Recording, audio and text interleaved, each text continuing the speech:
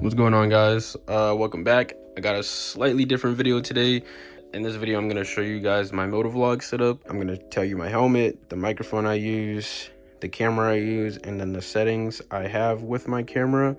And then I'm going to do a ride right after this because it's pretty much like sun is dropping, which is pretty much the perfect time to show you like what it looks like to do nighttime riding with these settings. I usually don't do nighttime riding, so I have no idea. This is going to be my first time seeing it like almost at nighttime. But yeah, so anyways, my helmet, I have a KYT TT Revo, as you can see right there. The microphone I use is a lavalier Road mic, and then this chin mount that I have from Moto, I highly recommend it. I am not sponsored, by the way, so just want to make that clear. But I love this chin mount because it's like it's rubber, so like it literally like bends to however you put it on, and then like it just sticks. I've had this with my older helmet, and I mean literally like the best thing ever. Like highly recommend it. I'm not gonna joke. And then the camera that I have is the DJI Action 4. I've had this camera for I think 2 years now, a year or two now. It's honestly done me justice. Never complained about it, anything like that. If you have the DJI Action 5 or 6, it's pretty much like the same thing, besides the fact that they might have additional features that the 4 doesn't have. But I don't really see myself upgrading in the future unless maybe one of those companies reached out to me and was like, hey, would you like to try our camera? And then I said sure. And then I would keep it real with y'all, whether it's a good camera or not or whatever. But the Action 4 is doing its justice. I love it. Great camera. But let's get into the settings. All right, I'm using my phone to record, so I'm trying to make sure like the quality picks up really good. But for the settings I run a 4K 16:9. 16:9 is basically like what you would use to record to make long form videos for like YouTube. The 4:3 is basically like what you would use for like short form content for like TikTok, YouTube Shorts, Instagram Reels. That's pretty much what that is. I use 60 frames per second. I like 60 frames per second because it's more of like a realistic feeling, like it's in the moment, like it's just your video is more clear. Basically, all in all, there's more pixels on your screen, so the video comes out better. If you want to go for like a more cinematic look, you can run 24 frames per second, or frame rate, whatever. It does the same thing, it does its job, but the difference is that it's less pixels on the screen, so slightly blurry, but it's like more of a cinematic look. Basically, like if you go to the movies and you watch an action movie, you'll see like there's like blur in the corners and stuff like that, kind of during like maybe a scene where it's like a lot of action and they're running or driving or whatever. That's kind of like what 24 frames per second is, or that's what a 24 frame rate is. So yeah, I run Rocksteady. You could run Rocksteady Plus if you want. The only difference is for Rocksteady Plus, it's going to drop your FOV. So in terms of FOV, I run ultra wide. If you run Rocksteady Plus, it's probably going to change it down to just wide. So it's better to just run Rocksteady instead of Rocksteady Plus. If you don't know what Rocksteady does, basically it's like I'm going to shake my camera right now, right? As far as I'm aware of, for iPhone recording, it doesn't have Rocksteady. So my camera is shaky, it looks a little weird. This is probably going to give some people motion sickness. With Rocksteady, if I shake it, you probably wouldn't even realize that I'm shaking it. With Rocksteady Plus, I probably could shake it really good and you wouldn't even be able to tell that I was shaking the camera at all. So that's pretty much what that does. If we go into settings now, exposure, I have my, oh, what the hell is this? Hold on. Is this my settings? This is not my settings. I don't know why the camera be doing this. All right. So for exposure, I run, let's see if it can pick it up. So for exposure, I run S1/60 and then -3, -0.3 EV. Basically what that does is like when, let's say you go under a bridge, it kind of like evens out the, what would you say, like your video, so that it doesn't basically, like, you know, let's say you're doing daytime riding and you're going from being out in the open to going under a bridge real quick and then back into out in the open. It's going to be a quick color change from light to dark. So basically, it's just going to help your camera, like, you know, just adapt real quick and not mess up your quality. And then for ISO, I have 100 over 6400. I honestly don't remember what that does. I did all this settings stuff like a year ago, so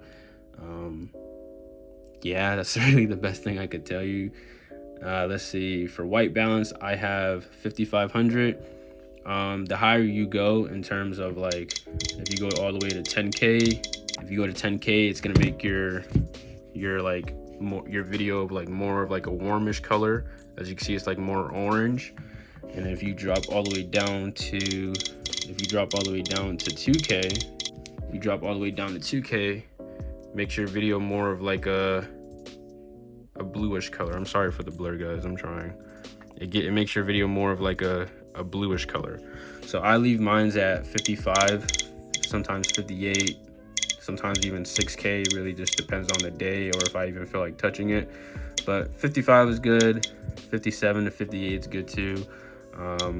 But for now, I'm just gonna leave mine at 55. So yeah. Again, sorry for the blur. For color, I leave mine's at normal. If you want, you can change it to D-Log M. Personally, I don't do that because I don't color grade my videos in the software that I use to edit my videos. If you know you're gonna color grade your stuff, then I would suggest you change to D-Log M. But if you're not going to color grade, I suggest that you leave your stuff to normal. Sorry, hold on, I'm trying to get this right so it like focuses. Now let's see, for image adjustment, for sharpness, I use -1, and then for noise reduction, I use -1. I'm honest truth, I do not remember what any of this does. I did all of this setting stuff a year ago. I'm not like tech savvy with like cameras and all that, but I do know what I'm doing when I do my homework on what things are. But again, I did all this setting stuff a year ago, so forgive me for not, you know, truly explaining what things do. But this is what I have for sharpness and noise reduction. And now I'm just gonna go straight to the microphone. All right, so for the microphone, I run stereo. And if I'm correct about what I'm about to say, correct me if I'm wrong, for anybody that actually knows anything about cameras. Stereo is basically like if you have a microphone. Let's say my finger is the microphone. If I go right here and I talk, you're still gonna hear me from both ears regular. If I go right here and talk, you're still gonna hear me from both ears regular. Now if you change it to mono, now if I have my microphone, let's say my microphone is my finger again. If I talk from this side with the microphone, then if somebody's wearing headphones, the audio is gonna come out on the left side. If I talk to this side of the microphone, the audio is gonna like come out on the right side. That's kind of like what mono is. So it's kind of best that you, oh my gosh. So it's kind of best that you keep your channel on stereo and just leave it at that. In terms of gain, I use -16 for gain. I judge this off of highway riding, because it's probably better to do it that way. Like if you're riding on the highway, you know you're gonna do motovlogging and you're gonna go on the highway a few times. You want to judge how much like you can hear yourself through the wind at like a speed around 80 to 90 miles an hour. That's usually how you want to judge what to put your gain at, so that you can pretty much reduce as much wind as possible. Like you still want wind in your video so that it sounds authentic and real and whatever, but -16 is like what does it for me. You would have to go out and ride and test it for yourself. And yeah, anyways, I'm gonna go ride now. It's basically at that point where sun drops now and it's perfect timing to, you know, do this. So let's get to riding. All right, so this is what the camera looks like at night for my settings. This is my first time actually recording with these settings at night, so I genuinely have no idea if it's gonna be good or if it's gonna be bad, but this is what the settings look like. It's not officially nighttime. You know, the sun basically just went down. Like it's 8:20. The sun dropped at 8 o'clock. But yeah, this is what it looks like. I found a tunnel so I could show you guys.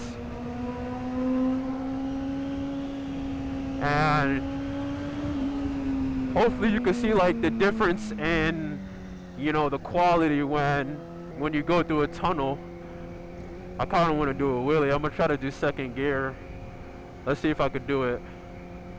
I don't really do nighttime riding because I mean, like right now I can't even see that well. Like I just put my visor down and I'm like struggling to see. And I would put my clear visor on, but I don't really want to. So I only like to do daytime riding anyways. Now I could do a wheelie. Unless this person goes right too. Man, we serious? Damn, dog, killing me.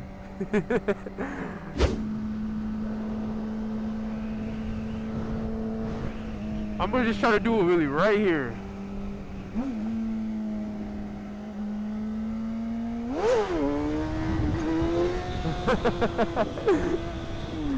That's it. Matter of fact, no, it's not. We ain't done yet. Actually, nah, let's go this way.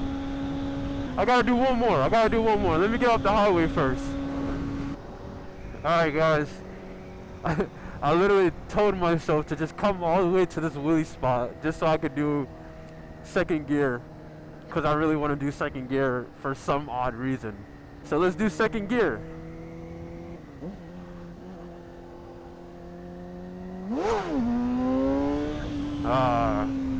That wasn't good enough. Let's redo that. Let me wait till I kind of get a little closer to this straight line. Alright, ready?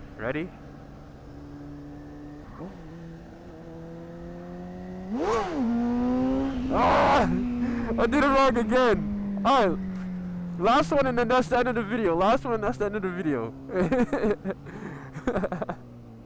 First gear?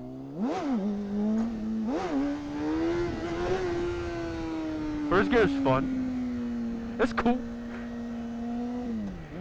But second gear? It's not enough throttle. Give it more throttle. Alright, ready? This is it right here. I'm telling you.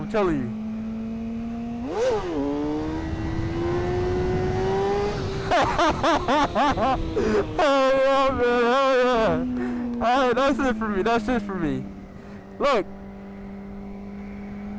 if you enjoyed the video, please hit that like button. Hopefully it helped you with, you know, getting a camera setting that you really like, that you could use. Maybe you could start motovlogging. We need more motovloggers. But again, like I said, hope you guys enjoyed.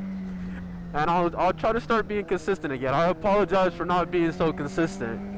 Anyways, I love you guys, and I'll see y'all in the next one. Adios.